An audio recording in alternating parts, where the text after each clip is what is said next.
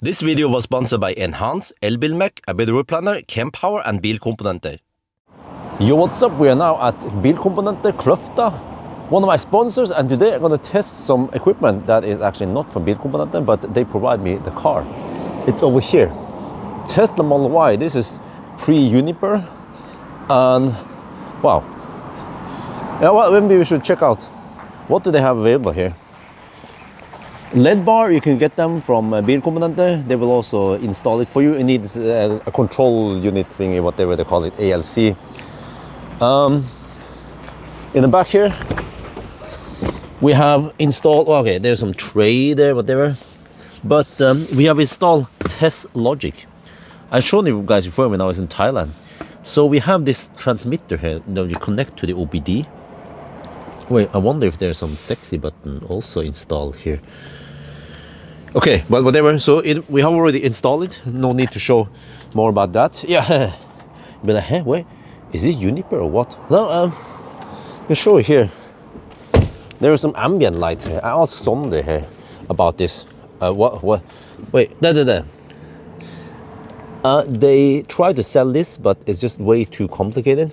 So I think that they don't sell it anymore. Yeah, but of course this car is like a test car. It has all the goodies. Here is the dashboard. Wait, is this Teslogic? No, it's not. What else do they have? I'm not sure if this smell here is sold over here. But of course, the sexy button. They said, hey, if you want to buy, fun fact, if you want to buy Norway's outside of EU, then you can buy from Bilkomponenter. They don't sell it directly from Enhance website. This thing here also is with a light, and then there's some tray. Okay, not too interesting.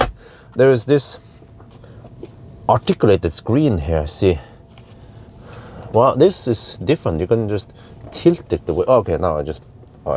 So you can just tilt it the way you want it. But we also have a phone holder here that is actually held with suction cup, and it has a MagSafe or wireless charging in there. You just have to connect it to see the cable goes over there. Huh. Okay. Yeah, what else? The steering wheel. Yeah, I guess if you want that, yeah.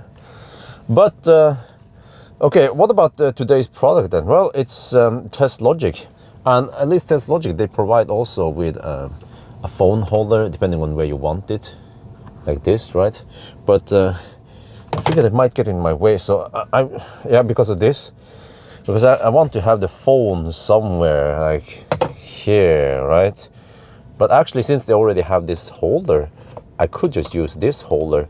Just have to snap it in. Okay, yeah, okay, whatever. And then it will also charge. So maybe I'll just use this. It's just for demonstration purpose only. So I'll scratch this, put it somewhere, and then we get set up. All right, now it's up and running, and you see 47%, 47%, range 206 kilometers rated. Where if you press here, oh no, there, 206. You see, it gets all the data from the canvas. Right now we are in park, and we have different screens.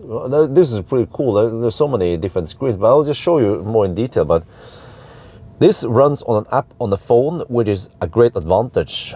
This product here that I think Bilkomponenter doesn't want to sell anymore. Well, okay, look at the range.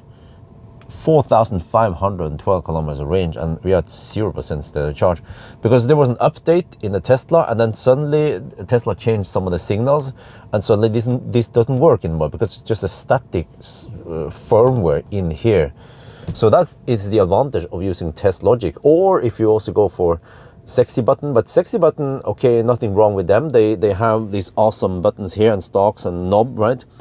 But they don't offer the same cool features in here. They haven't spent that much on the dashboard. But okay, let's show you what is available here. So this is the dashboard you want to be using while you're driving, but now that we're stationary, it doesn't show that much. But if you swipe here, you see navigation, but it's weird because if you try to navigate something on the car screen, it doesn't share it with the Teslogic. So I think the way it's supposed to work is that you go to Google Maps, and then you navigate somewhere, and you share it with the dashboard, but then it doesn't work. So I'm like, okay, whatever. The navigation in Tesla is already pretty good. There's no need to use this. If we swipe over here we have the pretty cool view of what's going on with kilowatt going where. So this is nice because ScanMyTesla doesn't show this. And also, if you use Sexy button, they also have a dashboard, but like I mentioned, they haven't put too much work into it. They also doesn't show you how much is going to whatever. So if I crank up the heater a bit, then the climate controller should ramp up. See? Nice, especially after you supercharge, it should be quite low because it's heat scavenging. And then other, and then seat heater. Let's try. How much is a seat heater pulling here? 200 watts. Well, that's very efficient, isn't it? And then what about battery heating? Let me see if I navigate to a fast charger somewhere. Supercharger Kløfta, for example. Not sure if I need to put the car in drive or... The battery heating. Okay, then bam, 2.4. It should ramp up after a while. Oh yeah, so this is interesting. Yeah, it's pushing power to the motors. Yes, this is how it has always worked with Tesla, at least from Model 3 and so on from 2019. Is that it actually pushes? What happened to the? Interesting. Only a little bit of power to the front and the rear motor, and then it scavenges heat from it and then heat the battery. But it should also use heat pump. I think it uses mostly heat pump now. You can hear the heat pump keeps ramping up now because it's more efficient, and it figures out that okay, it doesn't need to heat up that aggressively. Wonder if I buckle up now, if that will make any difference in there, if I wanna. No. Wait, it stopped? What? When I put the car in park, then it goes up again. Okay. But yeah, 4 kilowatt. All right, but while this is ongoing now, it says 10 degrees Celsius in the battery. This screen though is a bit small. When you have it, you have this whatever phone I'm using, quite new Samsung Galaxy S9 Plus. When I have it behind the screen here, at least me, who's getting old, I have problems seeing all the letters that clearly. I wish everything was a bit larger. Maybe no need to have all those icons. Okay, whatever, I'm just nitpicking, but this tab is supposed to be for drag race testing or acceleration testing. It's showing G-forces, and it records the 0 to 100 times and so on, and a quarter mile. And it says that power is limited 70%. Yeah, we are at the 46% battery now, and the battery is at 12 degrees Celsius. It's heating up quite quickly. But yeah, I see also, so it has the auto high beam icon there, so you can also use this, of course, while you're driving. So yeah, that's why it makes sense to have the high beam there, because it's not available here, not visible here, but also visible on this screen. And then here we have even more useful information about, okay, this is Model Y performance. Oh, really? Wow, it is. Okay, I didn't know. It's from Giga Berlin. You see we have the odometer there. You can look at the car here, what kind of stuff you have, supercharger access, okay, battery. So interesting, it will estimate how much degradation we have, 8.1% max capacity, and now the capacity, and then buffer below 0, yeah. The imbalance is 8.1 million. So this is pretty cool information. And then if we go to energy here, you can see how much we have charged kilowatt hour and then wasted charge energy. I'm not sure how it counts. 16% sounds like a lot. I wonder if it counts when we also heat up the battery, right? Yeah, maybe it counts how much goes from the plug and then how much actually goes into the battery, and then everything else is counted as loss, right? Okay, lifetime driving energy consumption. Okay, cool. So we have lots of information here, and then also here we have some settings. I could show you all this. I could quickly show you what's available. So interface. You have different themes here. You can use it in header display mode also. Wow. Okay, cool. Maybe at night, in the daytime, it wouldn't be powerful enough. And then here, or you can also update the software. This is very important. And you can reset the transmitter. You can choose a different transmitter also. And then okay, here's some more settings, but here you can even enable yeah, for nerds, enable it for nerds, and then you get more information than if you're not a nerd. You can hide some information, so pretty cool. But okay, let's test how it works when I'm driving then. All right. Well, interesting. In this dashboard, it will show you horsepower used. Wonder if you can change it to kilowatt, if that matters. Okay, let's go. Also, yeah, very nice that you see the blinker. Okay. Autopilot on. Oh, yeah, very nice to have that panel there. Yeah, well, maybe I need to adjust this slightly. There. Okay, but let me see the other tabs here. So yeah, so now the battery heating is still on. You can also see it on this screen. You see on the top there, we have the 3 bacons there. Yeah. And then okay, if you go to this tab again, you can see what's going on now. Maybe I should stop preheating, because now the preheating power is affecting the other stuff also.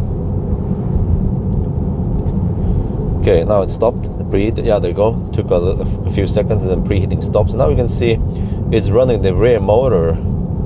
So you know, I mean, ScanMyTesla that I've been using for a while, it's like a nerdy thing. Well, I mean, that's ultra nerd, then you're really nerd, right?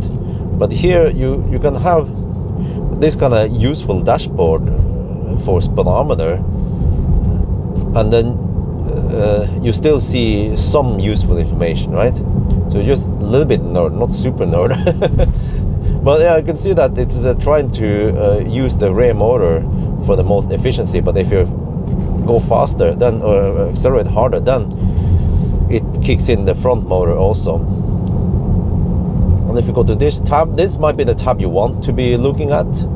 So here we see motor power, and yeah, okay, this is nice, 80 kilometers per hour. But speedometer, I mean speed limit info is not here. Then you have to look at the car screen. But I mean, I'm not sure if that information is shared via the CAN bus. Possibly not. I've never heard of it before. So yeah, range projected 43 kilometers.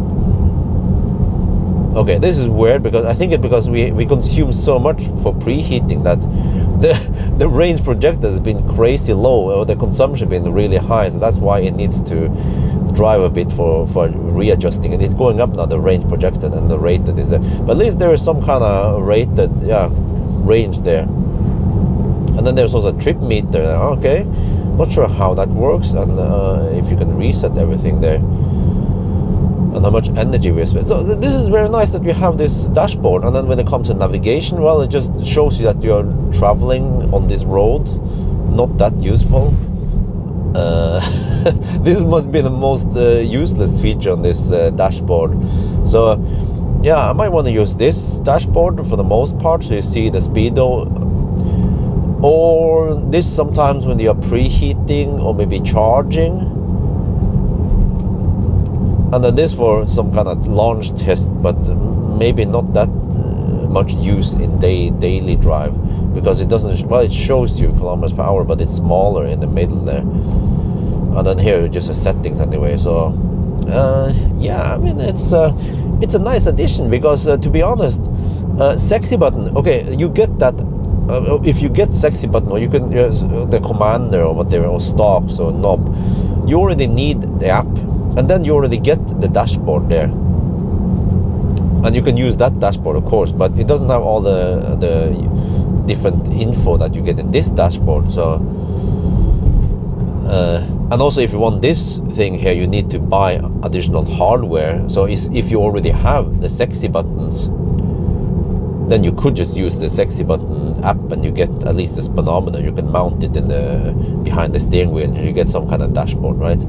So, but it's still a nice addition. I like it. I like this this dashboard, and just the fact that you get all the updates. It doesn't go brick on you if Tesla changes some of the signals in the CAN bus. And yeah, so it will still work, and you'll still get lots of new features. Let me go over here. wait, didn't I use the blinkers? Okay. Wait, there's some stuff moving around in the back there. So yeah. Oh yeah, the blinkers there, they appear there. Yeah, nice. I like it. There's some help, some safety features or whatever you should call them. Wait, if I go to this screen again, no, this screen here, huh? Can I see if the autopilot is on?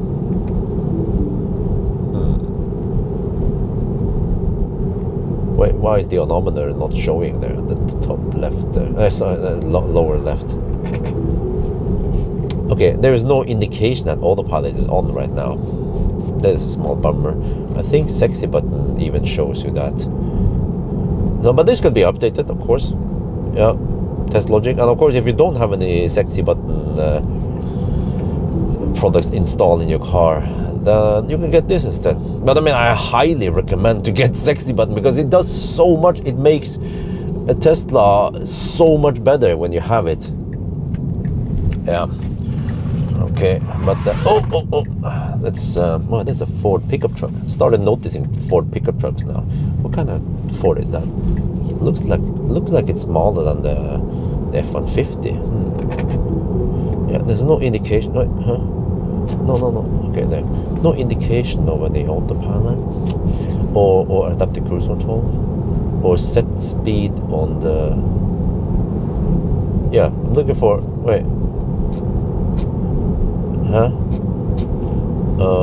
It just shows you current speed. It doesn't show you the set speed on cruise control or autopilot. The dashboard. So can they fix this? Hopefully they can, right? Because I feel like it's lacking a few basic features. So if I end up having to look on the Tesla main screen anyway, what is the point of this dashboard? Well, the dashboard shows you more information that you need to dig into either the service menu or get some ScanMyTesla, whatever. So in that regard, yes, it's still useful, but maybe needs some improvement. And of course, I have the newer software here. And also updated everything, the firmware in the Teslogic. So when you buy this product, you get this little box here, and well, this is for pre-Highland. There's also support for Highland, but here you connect it like you know it from before. In the back here, you know, in Model 3 and Model Y pre-Highland, and then this is the control unit or whatever. I was about to say call it the commander, but this is what does the magic and then communicates wirelessly to your phone. So yeah, and I don't know, I haven't done my homework, but what is this? But you just use these, and this is probably some additional connectors you can use. And then in here in the box you also get this tool for popping out the panel in the back. Yeah, so yeah. And also some, there's a phone holder here that comes with it. So, but I didn't need it since I already had a nice phone holder in the car. So, I mean, overall, I feel like it's a nice product. Just maybe needs a bit of update if it's possible to show even more information, the stuff I want to know. Or maybe that was not the point with this. You're supposed to look at the main screen anyway, and then look at the Teslogic screen or whatever you have here. Yeah, and then at least you have the possibility to go for a bigger phone if you think this is too small for you. Not sure if you should be using an iPad on the dashboard or not, but at least the sky is the limit, right? The possibilities are endless. So yeah, nice product, and you can use my discount link to get 10% discount if you order this. So that's gonna be for now. Hope you guys enjoyed this video. As always, thank you for watching, and talk to you later.